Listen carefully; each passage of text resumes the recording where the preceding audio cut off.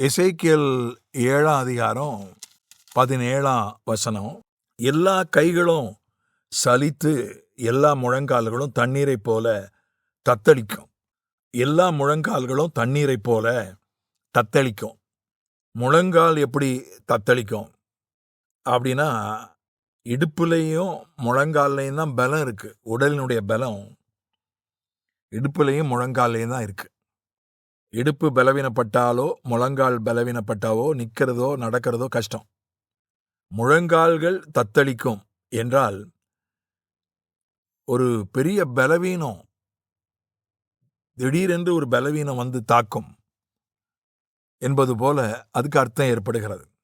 இப்போ இதே காரியம் எசேக்கியேல்ல 21ஆம் அதிகாரத்திலையும் சொல்லப்பட்டிருக்கிறது. 7ஆம் வசனத்தில் சொல்லப்பட்டிருக்கிறது. நீ எது நிமித்தம் பெருமூச்சு விடுகிறாய் என்று அவர்கள் உன்னிடத்தில் கேட்டால், நீ அவர்களை நோக்கி துர்ச்செய்தி வருகிறது நிமித்தமே, அதனால் இருதயங்களெல்லாம் உருகி கைகளெல்லாம் தளர்ந்து மனமெல்லாம் தியங்கி முழங்கால்களெல்லாம் தண்ணீரைப் போல அலைவு பண்ணும். அங்க எசேக்கியேல் 7:17 தண்ணீரைப் போல தத்தளிக்கும் முழங்கால் தண்ணீரைப் போல தத்தளிக்கும் என்று சொல்லப்பட்டிருக்கிறது. இங்கே தண்ணீரைப் போல அலையும் என்று சொல்லப்பட்டிருக்கிறது. அதாவது ஒரு திடமா இருக்க வேண்டிய ஒரு பொருள் அது தண்ணீர் போல ஆயிடுச்சுன்னா எப்படி பலவீனப்படுகிறதோ அது போல ஒரு பலவீனம் வந்து விடுகிறது.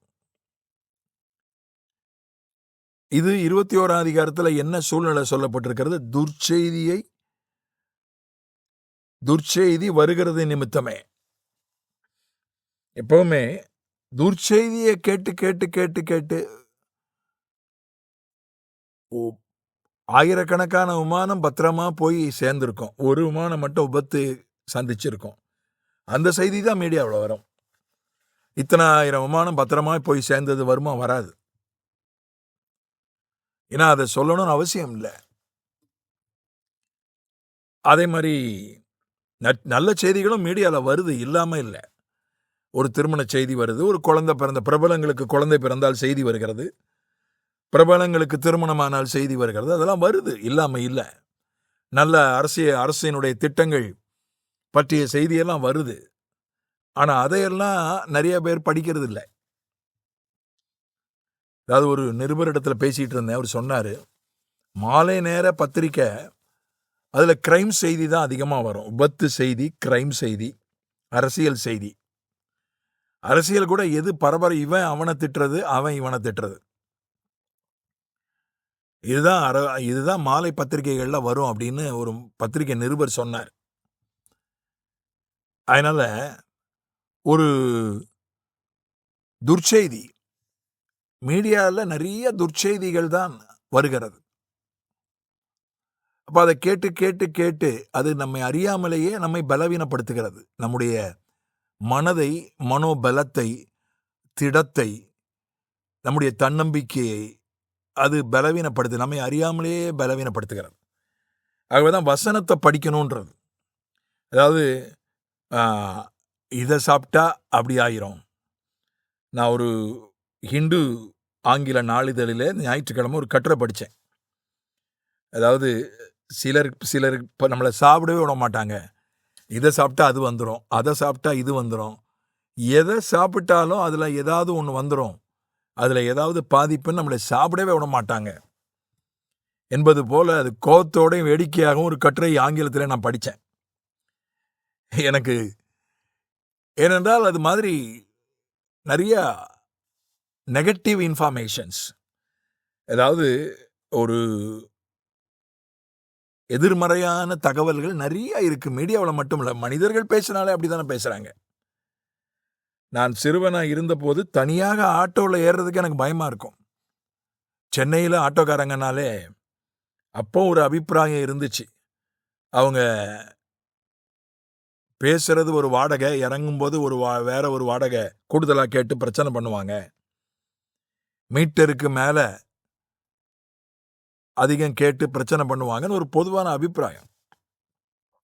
முதல்ல நான் தனியாக ஆட்டோவில் ஏறும்போது அந்த ஆட்டோக்கார்ட்ட அவ்வளோ பேசினேன் நான். கரெக்டாக நீங்கள் இவ்வளோ தான் வாடகை, அது இவ்வளோ தான், அங்கே போய் பிரச்சனை பண்ணக்கூடாது, எனக்கு போலீஸில் இவரை தெரியும் அவரை தெரியும்னு சொல்லிட்டு தான் நான் ஏறினேன். இப்போ நினச்சா எனக்கு சிரிப்பாக இருக்குது. இப்போ அதே சென்னைக்கு போனால் பார்த்துக்கலாம் போங்க பார்த்துக்கலான்னு சொல்கிற அளவுக்கு இப்போ தைரியம் வந்துச்சு. அதனால் நிறையா தவறான தகவல்களை கேட்டு இதுவா பேங்க்லையா அவன் இப்படி லோன் வாங்கினா அந்த லோனை அவன் இப்படி பண்ணிடுவான், அந்த மாதிரி நிறையா ஒரு எதிர்மறையான தகவல்கள், நெகட்டிவ் இன்ஃபர்மேஷன்ஸ், அதை கேட்டு அது கொஞ்சம் கொஞ்சமாக நம்ம காதுக்குள்ளே போகுது, கொஞ்சம் கொஞ்சமாக நம்ம மனசுக்குள்ளே போய் அதை திடமாக இருந்த நம்முடைய மனதை ஒரு தண்ணீரை போல பலவீனப்படுத்தி விடுகிறது. அதுக்கு தான் வசனத்தை நம்ம படிக்கிறது, தியானிக்கிறது, அதுக்காக தான். இதை சமாளிக்கிறதுக்கு தண்ணீரை போல பலவீனப்பட்டு போன நம்முடைய மனதை மறுபடியும் திடப்படுத்தி கெட்டியாக்குவதற்கு வசனம் தேவை. அதனால தான் வசனத்தை கேட்கணும். ஒரு நெகட்டிவான ஒரு காரியம் எனக்குள்ளே போயிடுச்சுன்னா உடனே அதுக்கு பதிலாக ஒரு வசனத்தை நான் தேடுவேன். உடனே ஜெபம் பண்ணுவேன், ஆண்டவரே அதற்கு ஒரு பதிலாக ஒரு வசனத்தை எனக்கு தாங்க. உடனே ஒரு வசனத்தை எனக்கு ஆண்டவர் நினைப்பூட்டுவார் அல்லது காட்டுவார். உடனே அதை தியானித்து ஜெபம் பண்ணி என்னை நான் திடப்படுத்திக்கிடுவேன். நம்ம அவ்வப்போது திடப்படுத்திக்கிட்டே இருக்கணும். இல்லைன்னா இந்த உலகத்தில் இருந்து வருகிற எல்லா நெகட்டிவான தகவல்களும் நம்மளை தண்ணீரை போல பலவீனப்படுத்தி விடும். ஆகவே வசனமே நம்மை திடப்படுத்துகிறது. வசனமே நற்செய்தி. ஆமென்.